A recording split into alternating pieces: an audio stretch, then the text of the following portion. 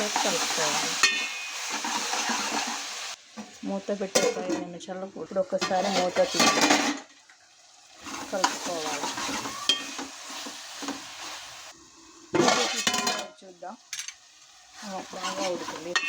ఇప్పుడు ఇందులో ఉప్పు కారం వేసుకుందాం. కారం 2 టేబుల్ స్పూన్లు. ముందు మిర్చి వేసుకున్నాం కదా, అందుకు 1 టేబుల్ స్పూన్ ఉప్పు. ముందుగా కూడా ఉప్పు వేసుకున్నాం కదా. 1 టేబుల్ స్పూన్ ధనియా పౌడర్ వేసి బాగా కలపాలి.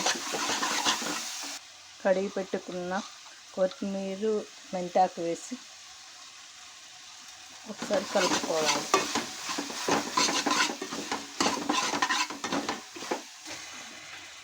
కొన్ని వాటర్ పోసుకోవాలి.